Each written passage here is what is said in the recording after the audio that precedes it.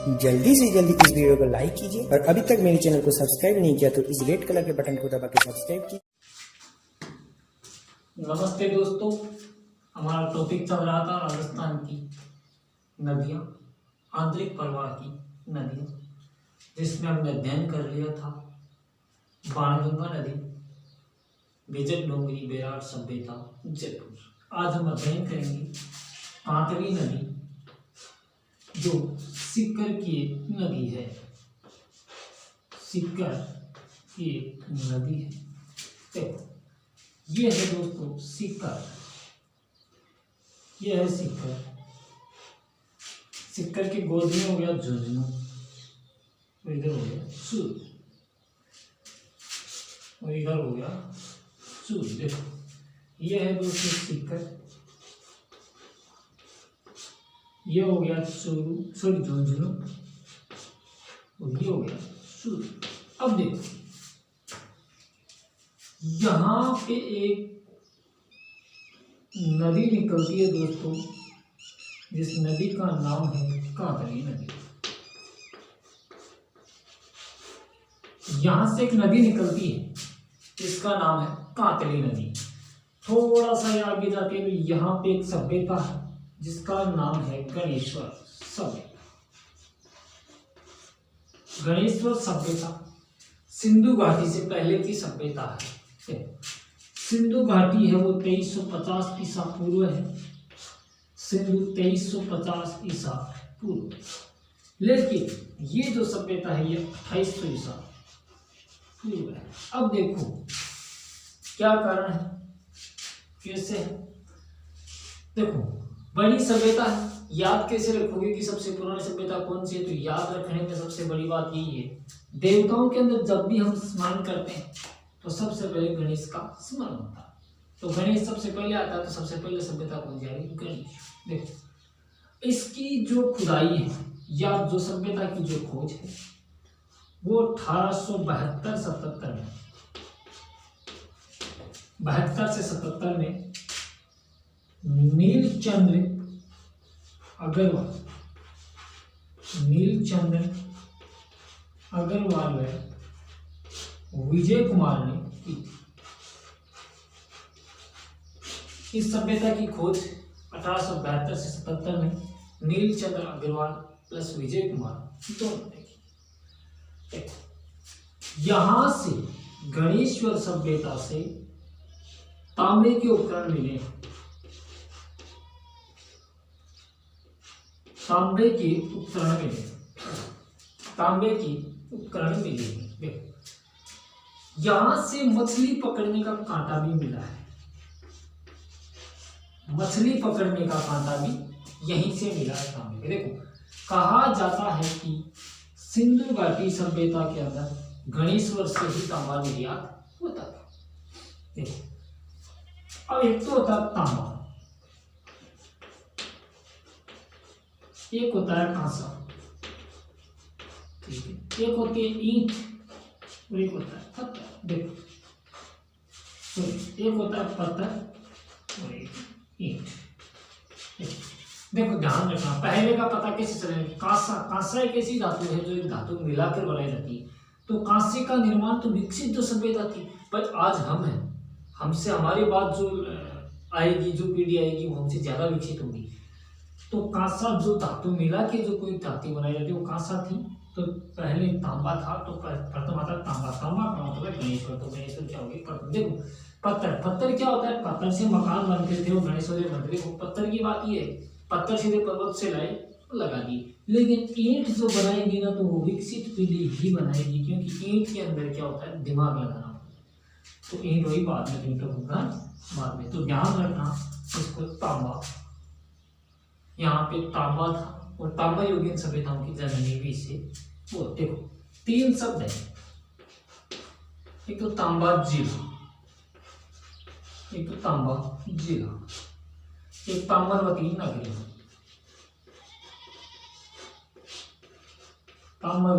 नगरी, ठीक है।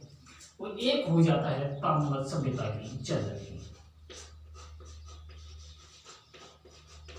ताम्र सभ्यता की जननी। तीनों बोलने में समान दिख रहे हैं, लेकिन तीनों ही अलग अलग हैं। और जब भी तीनों का कोई क्वेश्चन पूछा जाता है तो तीनों ही ऑप्शन होते हैं और कंफ्यूज पहुंच। ध्यान रखना, तांबा जिला तो है झुंझुनू। कौन सा जिला? तांबा जिला झुंझुनू को बोलते हैं। तांबरवर्ती नदी जो है आहड़, आहड़, ठीक है। और जो ताम्र योगिन सभ्यताओं की जो जननी है वो है गणेश्वर, ठीक है। देखो आगे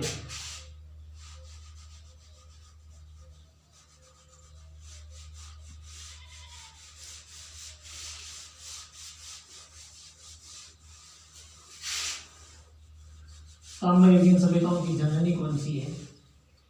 हम कहीं ना कहीं करके अध्ययन कर रहे हैं।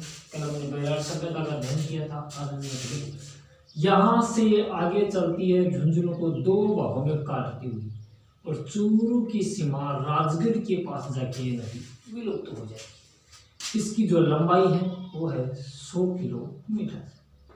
इसकी लंबाई 100 किलोमीटर है। झुंझुनू को दो भागों में काटने वाली नदी कांतली नदी है। आंतरिक प्रवाह की सबसे बड़ी नदी भी आंतरिक प्रवाह की सबसे बड़ी नदी घगर है, लेकिन पूर्ण बहाव की दृष्टि से अगर आंतरिक प्रवाह की सबसे बड़ी नदी की बात करें तो वो नदी है हाँ, वो नदी कौन सी है? हाँ। अब देखो दोस्तों, कहा जाता है कि चूरू की सीमा राजगढ़ के पास विलुप्त होती है, लेकिन जब क्वेश्चन एग्जाम में आता है कि निम्न में से कौन से जिलों में कोई नदी नहीं है तो उसके अंदर चूरू और बीकानेर ऑप्शन दिया हुआ मिलता है कि निम्न में से कौन से जिलों में कोई नदी नहीं है, तो चूरू और बीकानेर दोनों ऑप्शन साफ।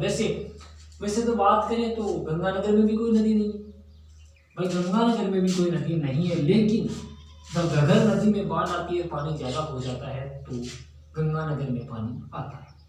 वैसे तो अगर बात करें गंगानगर में नदी नहीं है लेकिन घगर नदी का पानी आता है, तो वैसे कांतली नदी का पानी चूरू में भी जाता है, लेकिन मान लिया गया है कि ऑप्शन के साथ में राजस्थान की मात्र नदी है बीकानेर में, मात्र जिला बीकानेर है जिसमें कोई नदी नहीं है। लेकिन ये जोड़ों के अंदर पूछा जाए तो दो जिले ऐसे हैं चूरू और बीकानेर जिनमें कोई नदी नहीं है, ठीक है। अब थोड़ी सी आगे बात करें, गणेश्वर सभ्यताओं में पढ़े, सभ्यताओं से संबंधित क्वेश्चन आएगा ही आएगा। देखो यहाँ है जैसलमेर और जैसलमेर के अंदर एक नदी है जैसलमेर के अंदर नदी है काकनी। कौन सी नदी? काकनी नदी। काकनी नदी है। आंतरिक प्रवाह की सबसे छोटी नदी काकनी है, सबसे बड़ी नदी घगर है। पूर्ण भाव की दृष्टि से आंतरिक प्रवाह की सबसे बड़ी नदी काकनी। ये कोठारी से चलती है और कोठारी से चल के ये जाती है भुज झील पर। जैसलमेर में झील है भुज झील, मात्र और मात्र 17। देखो कहा जाता है कि ये नदी कोठारी गांव से भुज झील तक जाती है जिसकी लंबाई 17 है, लेकिन पानी ज्यादा होने तक पाकिस्तान की मीठा खाड़ी तक जाती है। जाती नहीं है, जाती थी अब कोई नहीं है, अब लेकिन किताबें लिखने लग गई तो ठीक है। ये हो गई जैसलमेर की काकनी नदी। अब देखो ये हो गई जैसलमेर की काकनी नदी। अब देखो हम यहाँ पढ़ता है दोस्तों अलवर यहाँ पढ़ता है अलवर के अंदर पर्वत है उदयनाथ पर्वत। देखो एग्जाम में पूछा जाता है कि उदयनाथ पर्वत कहाँ है, तो सारे के सारे आंख मीच के सीधा का उत्तर कर देते हैं उदयपुर, लेकिन उदयपुर में नहीं है। याद रखना है उदयनाथ पर्वत अलवर। यहाँ से एक नदी निकलती है रूपारेल। कौन सी? रूपारेल नदी। ये यहाँ से जाती है भरतपुर और भरतपुर में जाने के बाद ये दो भागों में बढ़ जाती है। एक तो चली जाती है गोपालगढ़ और दूसरी तरफ ये चली जाती है दीव के जल महलों की तरफ।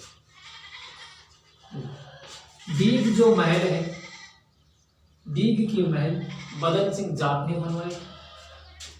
इसी के ऊपर एक झील बनी है, मोती झील। मोती झील इसे भरतपुर की लाइफ लाइन कहते हैं। ठीक है दोस्तों, ठीक है। अब देखो आगे बात। यहीं पे एक नदी है दोस्तों, साबी नदी। ये जयपुर में शाहीपुरा सेवर पहाड़ियों से निकलती है। शाहीपुरा, जयपुर की शाहपुरा सेवर पहाड़ियों से निकलती है। देखो ध्यान रखना, भारत का जो सरसों अनुसंधान केंद्र है वो सेवर भरतपुर में है, लेकिन सेवर की पहाड़ियां हैं वो जयपुर में। ये नदी यहाँ से चलती हुई जाती है, यहाँ बैरोड, बैरोड से आगे हो गई है तिजारा, तिजारा हो गया, तिजारा के हरियाणा में प्रवेश करके पटौदी गांव के अंदर विलुप्त हो जाएगा। ये नदी चलती है सावी नदी, यहाँ से चलने के बाद ये बहरोड और बहरोड से तिजारा, तिजारा से हरियाणा में प्रवेश करने के बाद पटौदी में जाके ये विलुप्त हो जाती है। ठीक है, ये थी, इसे अलवर का शोक भी बोलते हैं। इस नदी को, साबी नदी को अलवर का शोक बोलते हैं, अलवर का शोक भी कहा जाता है। ये दोस्तों, धन्यवाद। अब नदी छोटी सी बच गई, बात कर लेते हैं, कुछ ज़्यादा बड़ा टॉपिक नहीं है। ठीक, यह है सामन। इसमें उत्तर की तरफ से एक नदी आती है, मेथा नदी, इधर से मेथा, और इधर से नदी आती है रूपनगढ़, रूपनगढ़, और इधर से इसमें प्रवेश करती है खारी और खंडेला, खारी और खंडेला, आंतरिक प्रवाह की नदियाँ। मेथा नदी जो है ये है मनोहरपुरा से, ये है मनोहरपुरा, मनोहरपुरा से चलते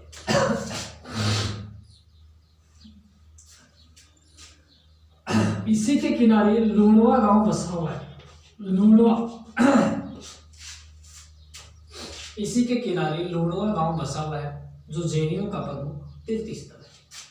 ये रूपनगढ़, ये अजमेर से निकलती है दोस्तों, और इसी के एक बीच में आता है सलेमा मार्ग। ये अजमेर से निकलती है रूपनगढ़, सलेमाबाद, और यही पे होती है निम्बारक संप्रदाय की स्थापना। निम्बारक जो संप्रदाय है उसकी प्रमुख पीठ यही है। ये था दोस्तों नदियों से संबंधित कुछ, जिसमें हमने कांकरी नदी और गणेश सभ्यता के बारे में पढ़ा। धन्यवाद दोस्तों, रोजाना नए टॉपिकों के साथ बने रहिए हमारे चैनल के साथ, और आगे से आगे ज़्यादा से ज़्यादा शेयर करें, ताकि हमारी आपको आगे से आगे ज़्यादा क्लास मिलती रहे। धन्यवाद।